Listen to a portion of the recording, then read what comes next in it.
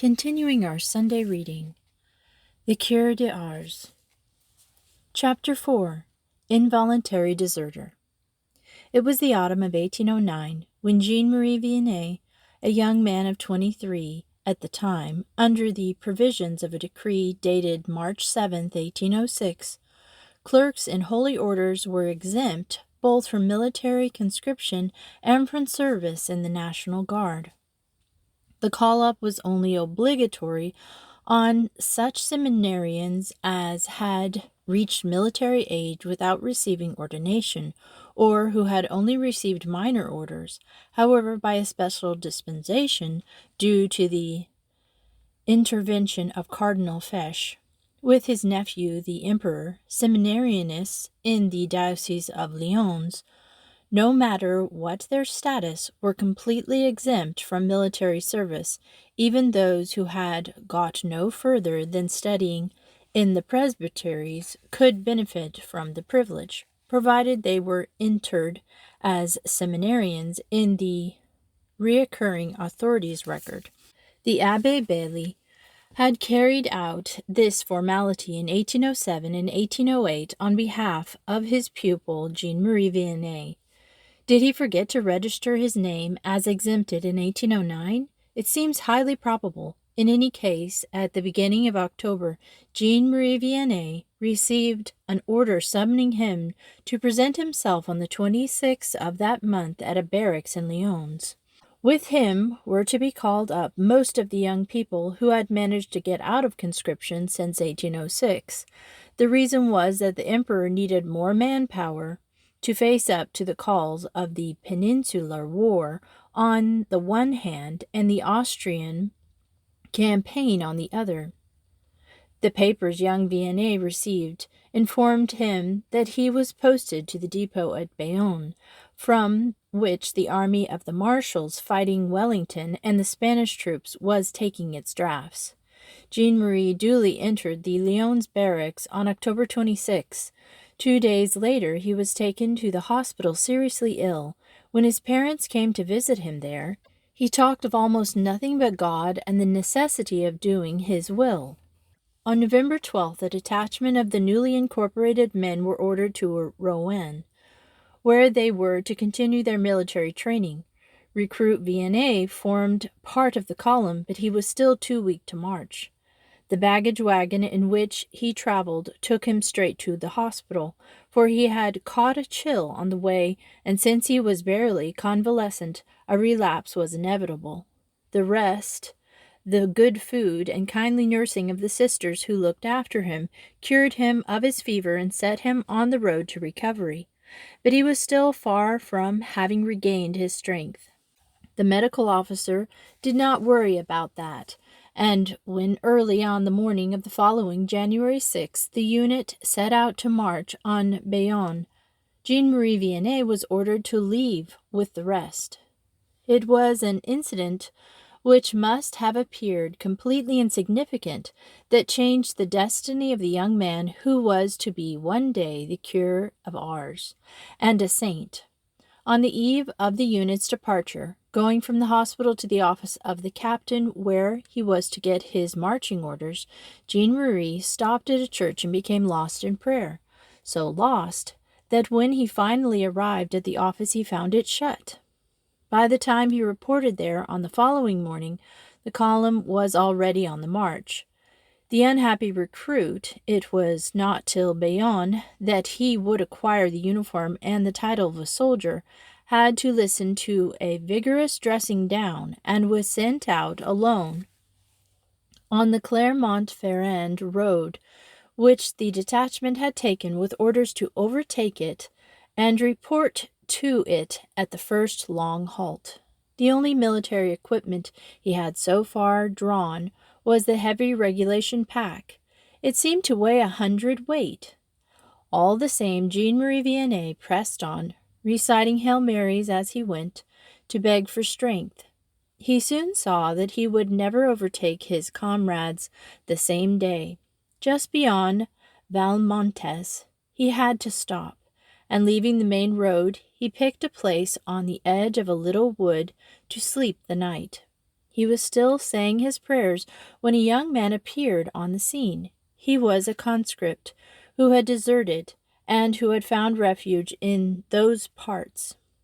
His presence there was no chance, for the place was almost at the foot of the Forez mountains, on whose arduous slopes, covered to the summit with woods and with dense thickets, a whole band of deserters had found a hideout. The young man who'd introduced himself to Jean-Marie Vianney was a native of Saint-Priest-le-Pruin, a little town in the neighborhood, and his name was Guy. "What are you doing here, all alone, with that pack?" he asked. Without the least suspicion, Jean-Marie began to tell his story. "You come with me. I'll find you a dross for the night." Guy cut him short, and picking up the pack, he helped Vianney to his feet. Then, picking his way along the mountain tracks, he led him to a charcoal burner's hut, where the two spent the night. The only proper course in the circumstances for the conscript Vianney, who was already probably a deserter in the eyes of the law, for his unit was by now miles ahead on the road, was to present himself to the authorities, that is to say, the local mayor. The mayor of the commune of Les Nuits, where Guy had taken his chance companion, was a Mr. Paul Fayot, who lived in the hamlet of Les Robins, a mile and a half from the little administrative center. Jean-Marie was to meet with another shock when he came before him.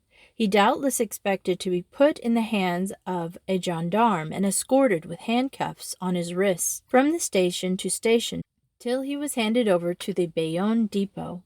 Far from it. The mayor had only one thing to hold against him, that without wanting it or even dreaming of it, he had added to the already embarrassing number of deserters in the village.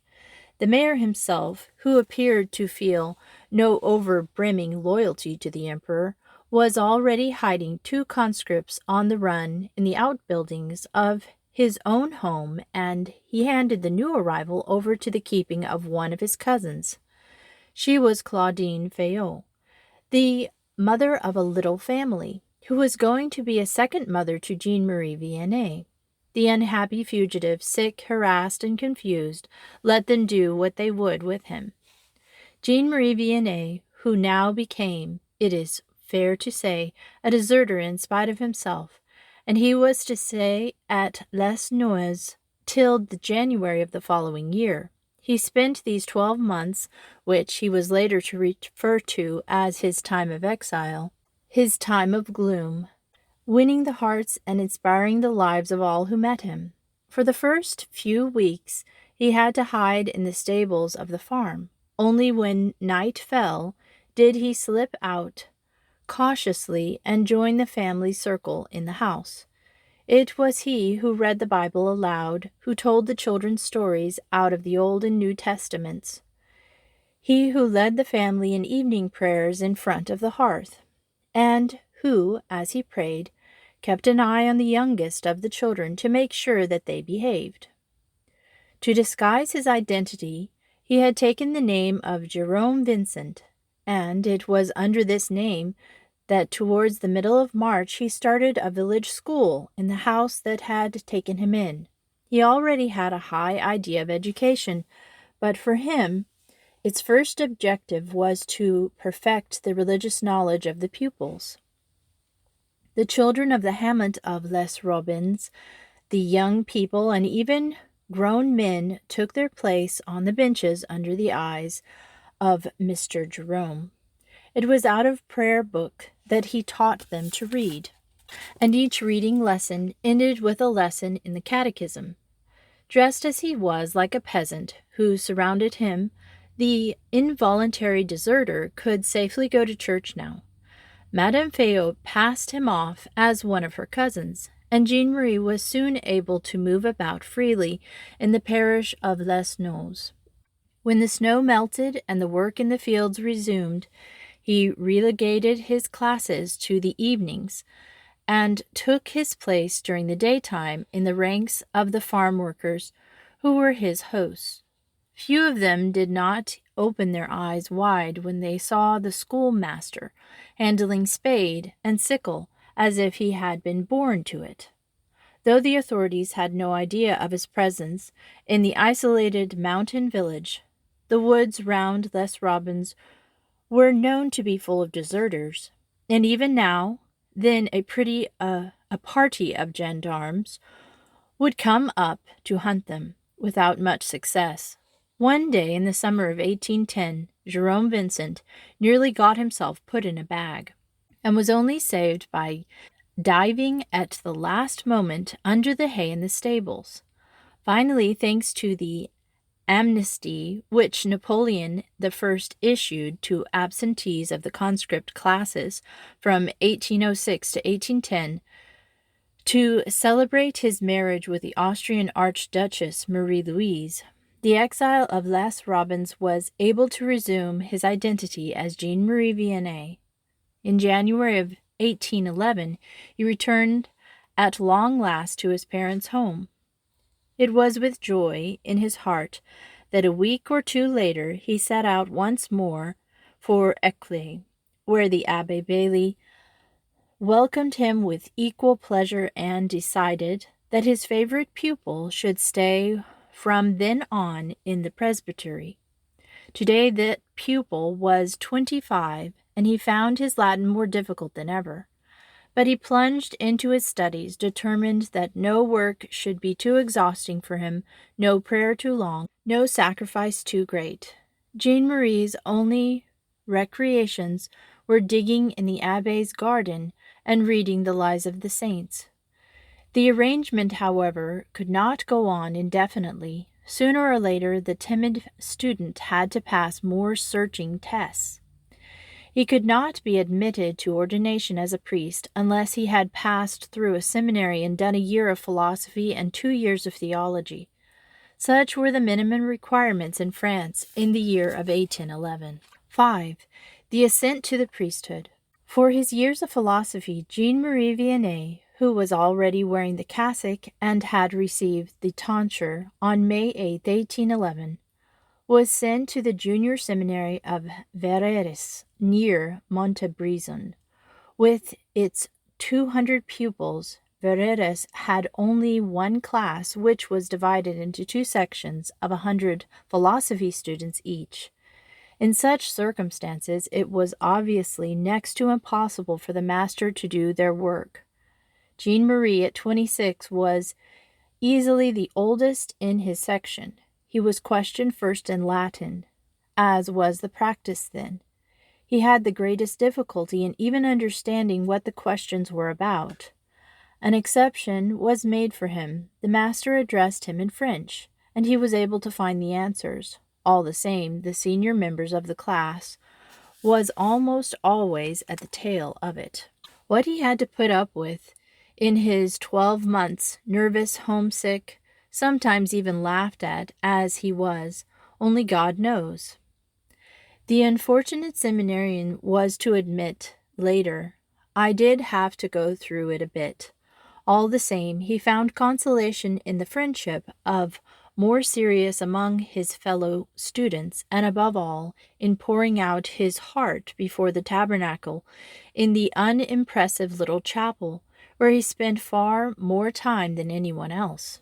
Verreres was now more than the preparatory department of Saint Irene of Lyons, where Jean-Marie must finish his course, and trusting in God, who had called him rather than in the men who judged by the appearance, he entered the seminary proper in October of 1813. His previous failures had neither blunted his determination nor troubled the confident spontaneity of his prayers. But at the seminary, as at the secondary school, he was to be up against it, and the trial was to be incomparably more exacting. His industry was indefatigable. As a fellow pupil of those days relates, the results were nil. The masters took an interest in him, and they privately tutored him. He seemed to grasp the lessons, but as soon as he was questioned in Latin, it was a loss. The only course open to the superior of Saint Irene was to await the results of the first examination before taking any decision. The results for Jean-Marie Vianney were lamentable. It was the practice in seminaries at that time to mark papers, as at Oxford, with letters of alphabet. A capital A signified excellent, a little a very good, and the scale of marks went down to the alphabet to small d, which was equivalent to a 0. The small d was in fact more of an interjection than a mark, and the examiner practically never awarded it. Providence, however, permitted it to be awarded to young Vianney. He accepted it humbly and with resignation, but in his heart he was terrified. The little d automatically ruled out the candidate who obtained it from acceptance to the priesthood. The heads of Saint Irene did not consider that their 27-year-old seminarian's devotion made up for his absence of knowledge. In December of 1813, the Abbé Bailly's protégé left the seminary. Many of the fellow pupils, one of them said, were very unhappy at seeing him go. For him there arose the urgent question of what to do next. Without even waiting to go back to Éclay and consult his protector, Jean-Marie Vianney presented himself at the Lyons novitiate of the Brothers of the Christian Schools. He had a childhood friend there, and to him he put up the new idea that had occurred to him. Maybe he could never become a priest, but could he not spread the gospel all the same by teaching children? Jean Dumond, who had become Brother Gerard, advised the frustrated postulant to think it over again. So Jean-Marie went back to the presbytery at Éclay, where he was welcomed with more warmth and affection than ever.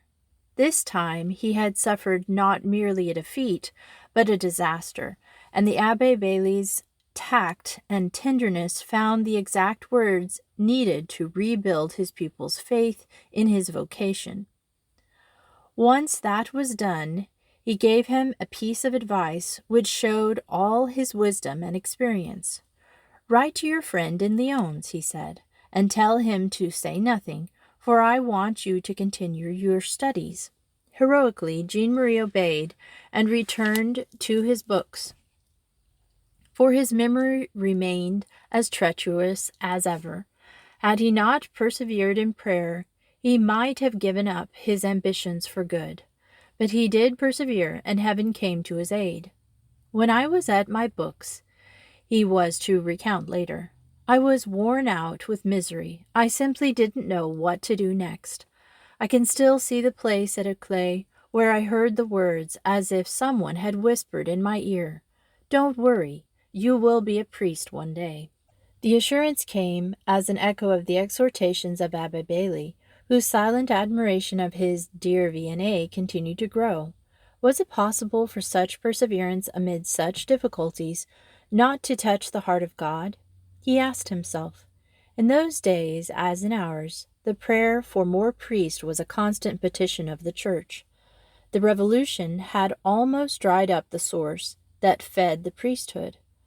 Could it be believed that one who offered himself so unreservedly for the salvation of his brothers would never be permitted to intercede for them at the altar? The Abbé Bailly did not think so. But there was little time to be lost. From the beginning of March to the end of May he gave Jean-Marie regular coaching, and at long last his pupil seemed to grasp his lessons, which were given to him this time in French. All the same, Jean-Marie had to go back to Saint Irene, where a board of examiners composed of the most learned theologians of the diocese was preparing to interrogate such of the seminarianists as were candidates for ordination. The president of the board was Abbé Brochard, a vicar general who was a friend of Abbé Bailly, and the Abbé Bailly, as was his right, took the opportunity to sing the praises of his 27-year-old pupil. All the omens for the decisive test were favorable. provided the candidate did not allow himself to get stage fright. That, of course, was exactly what did happen. The memory of his recent failure was still fresh in Jean Marine's mind. He was confused by the fact that the examination was conducted in Latin. His marks were not as low as they had been the previous time, but they were very low. Since, in addition, he had not been a regular attendant at the lectures in the seminary, what was to be done? The Abbé Brochard had no idea, though he tried to put his decision in as friendly a fashion as possible. "We've heard a lot of good things about you, my boy," he said. "I've no doubt a place will be found for you in another diocese." The very next day found the Abbé Bailly knocking at the Abbé Brochard's office in the Archbishop's palace. "The poor boy was simply tongue-tied in front of all you grand folk," he said. "Come to my place, I beg you, and bring the superior of the seminary with you, if you possibly can. Then you'll see. We've absolutely got to keep a man like him in the diocese." The Abbé Bailly had his way. When he was examined at the presbytery, Jean Marie answered the questions put to him very well, and when the Abbé Brochard consulted his colleague, the Abbé Courbon, the latter, with whom related the final responsibility for selecting candidates for ordination, simply asked, "Is Mr. Vianney devout? He has a special veneration for Our Lady? Can he say the rosary?" "Yes, he's a model of devotion," said Abbé Brochard. "Very well. I will take him. The grace of God will do the rest." Jean-Marie Vianney had won through. On July 2nd, 1814, the feast of the Visitation of Our Lady, he presented himself, after a fervent retreat, at the Cathedral of Lyons, the metropolitan church of all France, and there he received not only the 4 minor orders, but the major order of the subdiaconate. On June 23, 1815, at Lyons, once more he was ordained deacon. On the following August 13th, in the chapel of the seminary at Grenoble, he became a priest for all eternity. That unforgettable morning saw the reward of his heroic perseverance, and it might have been a symbol of his achievement that to get to the seminary he had to traverse a countryside infested with enemy troops. They were the Austrian forces who had taken part in the invasion of France that had followed the 100 Days, Napoleon's final bid for power, and detachments of them dotted the roads over which the ordained insisted on walking the 60-odd miles that separated Uccle and Grenoble. For more than a year there had been no archbishop at Lyons since Cardinal Fesch, uncle of the deposed emperor, had been forced to flee to Rome. Jean-Marie, who had an exceptional measure, was being called to the priesthood a matter of weeks after his diaconate, had gone to the bishop, who had conferred on him his earlier ordinations. When Monsignor Simon offered the sacristy of Grenoble Seminary, someone pointed out to him that there was only one ordination, and what was more, he came from Lyons. "It's never too much trouble to ordain a good priest," the bishop replied gently. The Abbé Vianney had put on the simple alb that he had brought with him, and that is still kept in the treasury at Ars. The 3 days that followed his ordination he spent in thanksgiving at Grenoble, and on August 15th, that saw him saying his second Mass, gave him a first opportunity of expressing his gratitude to Our Lady, who had preserved him for the altar. He can have had only one sorrow, that his earthly mother, taken from him 5 years before, was not there to see the crowning of her prayers. But he knew that she was watching him from heaven and rejoicing there.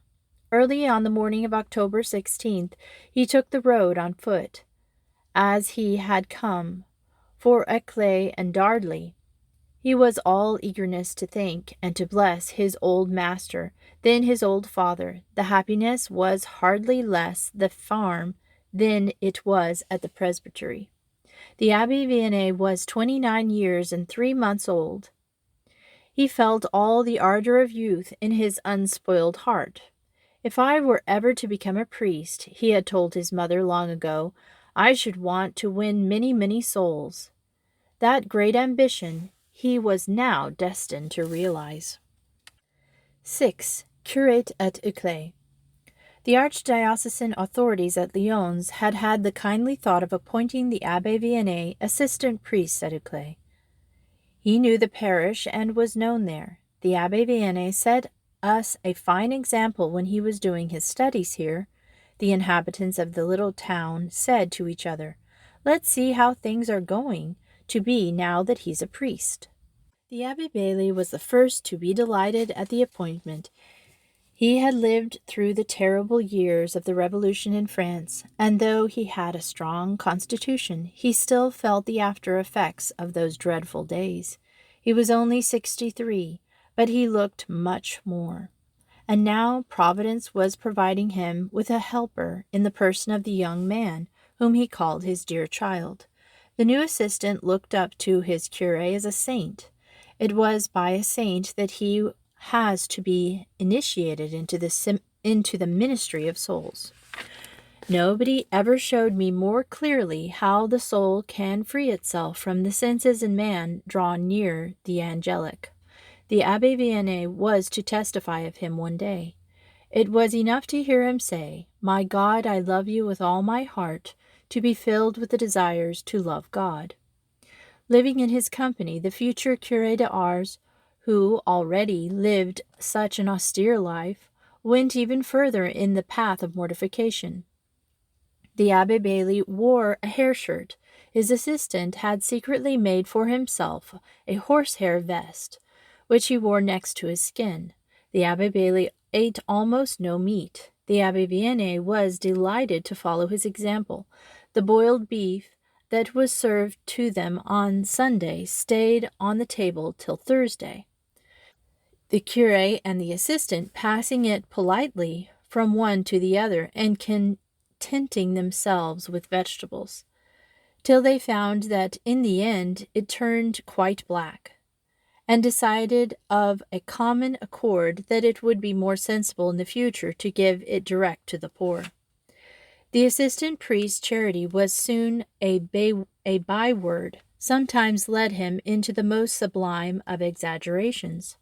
One winter's day, Marguerite Vianney relates, the Abbé Bailly said to my mother, Go and see Madame So-and-so at Lyons. Smarten yourself up, there's a good fellow, and put on the new breeches you got as a present the other day. It should perhaps be explained that the French clergy at this period did not wear the long cassock of today, but a clerical frock coat, which showed their knees, breeches, and black stockings.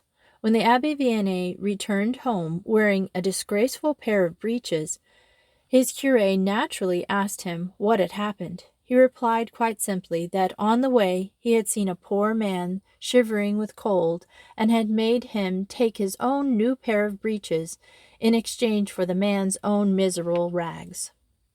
Simple, smiling, and kindly as he was in his relations with his parishioners, the Abbé Vianney nevertheless retained an indefinable reserve. He was like that to the end of his days, always accessible, but never loquacious, too thrifty of his time to waste it on idle talk, able to maintain a certain distance, even with people he met every day. To keep temptations at bay, he had made a vow, at this éclat period, to recite the Regina Caeli every day, and to say 6 times a day the prayer, Blessed be the most holy and immaculate conception of the Blessed Virgin Mary, Mother of God, forever and ever. Amen. But if he was able to do such magnificent work in this, his first parish, the reason went far deeper. The Abbé Vianney possessed a gift besides which book learning and brilliance alike count for nothing. He possessed the divine charity, the supernatural love of God, without which, though he spoke with every tongue that man and angels use, The teacher of the gospel would be no better than echoing bronze or the clash of cymbals.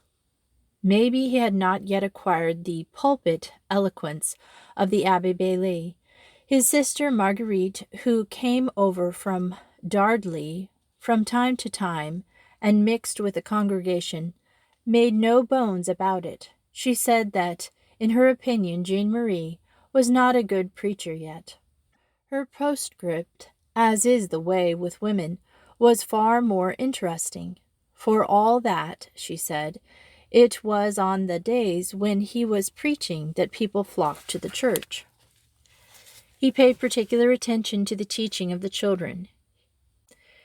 We have something on that from Colombe Bibost, a girl whose mother came to work at the vicarage of Uccle before becoming, for all too short a time, the housekeeper at the presbytery of Ars. Colombe Bibost was amazed, as she testified at the Abbé Vianney's canonization process, at the way in which he managed to make himself understood, even by the children who were almost deficient, and the tireless patience with which he taught their prayers and the elements of religion to all those little ones, who were his favorites above all. He had indeed to wait several months before receiving from the Vicar General of Lyons the authority to hear confessions, but he had only to receive it to show his powers. His first penitent was his own curé, a saint at the feet of another saint. From that time on, Marguerite tells us, penitents and sick almost always asked for him. Far from displaying any jealousy, the Abbé Bailly, who was an ailing man, was only too thankful that God had blessed with the power of drawing such throngs the pupil he had trained at so much pain for the altar. Moreover, there were tangible results to be seen in the conversions of sinners after sinner. Colombe Bibost avers that a great number of people whose conduct had not up till then been an example to the parish changed their lives after having confessed to the Abbé Vianney. And happy the Abbé Bailly was able to make some return to his dear child for all the good he was doing in the parish. He set out to develop his intelligence, to make him a shrewd and practical priest. He realized that unsuspected treasure lay hid in the depths of his rich personality. Why had he appeared such a dunce all the time he was studying for the priesthood? The answer seemed obvious, since he was slow to grasp the meaning of the Latin words. His teacher had been forced to appeal almost entirely to his memory. The Abbé Bailly now set about appealing to his reason. Whether it was in the gardens of the presbytery or on the roads of the parish, the old master would talk theology to the pupil, who was more attentive than he had ever been. The pupil's look was illumined with a new light, and from time to time the master's eye would be traversed with a flash of triumph, as his dear Vianney found the right solution to some particularly involved case of conscience. After God, it was the Abbé Bailly who had made of the Curé de Ars the miraculous confessor and director of souls that he was. It was through the Abbé Bailly again, indirectly at the least, that the Abbé Vianney came to know and to venerate a young martyr whose bones had been discovered 15 years earlier in the catacomb of St. Priscilla at Rome. The name of St. Philomena was then almost entirely known in France. The Abbé Bailly, however, numbered among his benefactors M. Antoine Géricault of Lyons, whose eldest daughter, M. Perrine, lived next door to Éclay. A younger sister of M. Perrine's, named Pauline, came to stay with her sister from time to time, and it was on visits that the Abbé Bailly and his assistant made to M. Perrine that the name Saint Philomena was mentioned. Pauline knew her story and was only too glad to talk of her miracles for the Virgin Martyr, whose relics were honored at the Mugnons near Naples, had worked a number of wonders. The Abbé Vianney felt an immediate and spontaneous attraction to this young saint of the apostolic age, and from that moment on consecrated a special devotion to her. It was not long that the parishioners of Uccle were to see the saint who was their parish priest and the saint who was his assistant trudging the roads together side by side, sometimes under the same umbrella, for there was only one for the two of them at the presbytery. In February of 1817, the Abbé Bailly had to stop all parochial work. He had an ulcer of the leg. Little by little his blood became infected, and a long torture lay before him. He died in as holy a fashion as he had lived. On December 17th, attended to the very end by his beloved assistant, he left his disciple an example that he would never forget, and his hair shirt and discipline. The parishioners of Uccle asked nothing better than to have the Abbé Vianney as their new curé, but the archbishopric had other views. As for Jean-Marie himself, he continued his ministry as if nothing had changed, with no thought of his future. Another priest of the diocese, the Abbé Trippier, a man who was still young and full of energy, replaced the Abbé Bailly. It was only for a matter of weeks that he was allowed to keep his assistant. At the beginning of February 1818, the Abbé Vianney was summoned to the office of the Abbé Corbon, the first vicar general. 22 miles from here, my dear fellow, the Abbé Corbon told him, there's a little place in the arrondissement of Trevaux, the village of Ars, that's in need of a priest in charge. Ours is no more than a chapel of ease, with about 210 souls. We've decided to send you there, to replace a young priest who was only 26, the Abbé de Place, and who has just died there only a few days after his appointment. Come, my dear boy, don't be disheartened. You won't be without friends. There's a chateau in the chaplaincy of Ars, where the lady of the manor is a good and charitable woman. The vicar general took a long last look at his humble priest, who was agreeing, without the least objection, and in a pure spirit of faith, to leave the rich and lively suburbs of Lyons and shut himself up at 32, perhaps for the rest of his days, in the lowliest preferment in the diocese, in this forgotten village to which one could only get by a car track. The Abbé Corbon reflected again, that then, surely inspired, he concluded, there's not very much love of God in this village. It is for you to teach it, then. And we will continue this story next Sunday. Thanks for listening.